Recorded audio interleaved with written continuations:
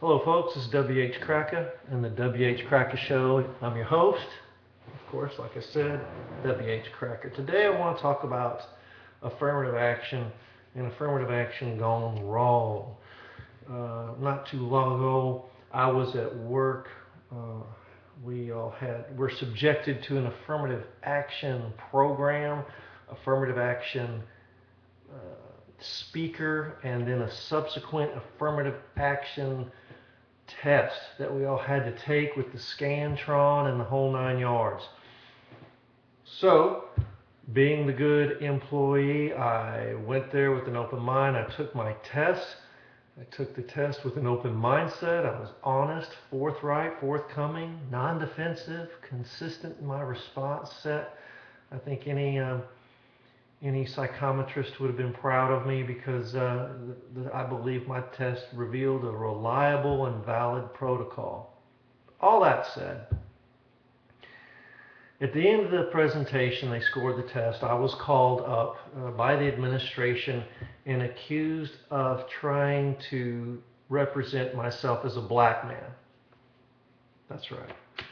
First of all, you're not supposed to put your name on these tests, so I don't know how they talk about the tautology of profiling to profiling the white dude who thinks he's black. That's funny. But how did this happen, folks? How was it that W.H. Cracker, of all people, was misconstrued as being black? Well, let me tell you about some of the items on this test that they felt that were content valid, or whatever validity that they thought so. I endorsed some of the critical items that I endorsed on this test were: have you ever eaten collard greens? Have you ever eaten turnip greens?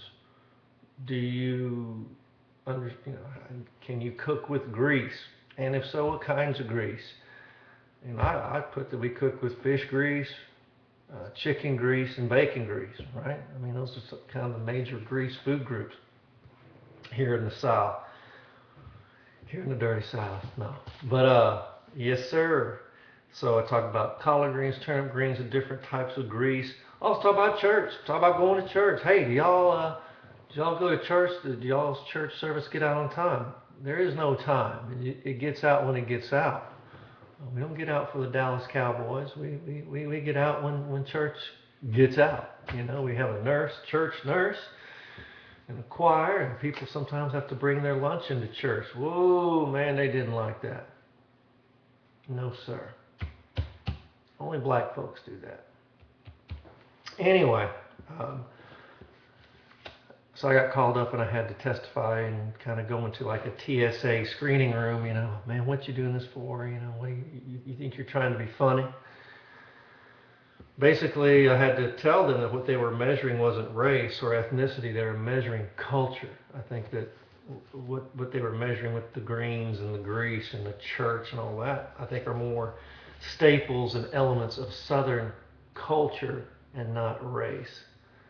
And that just burns me up, man. And I think some of you folks out there should be real careful when you're taking these questionnaires, especially in the employment spheres.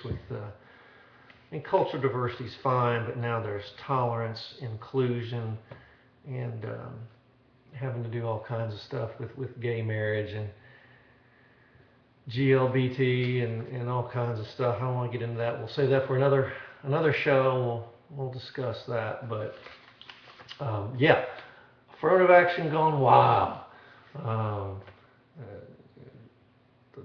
The items that look like a black man do nothing more than measure Southern culture, perhaps Southern heritage, Southern cooking, Southern worship styles, and nice vegetables that grow out of God's earth in the South. So how about that?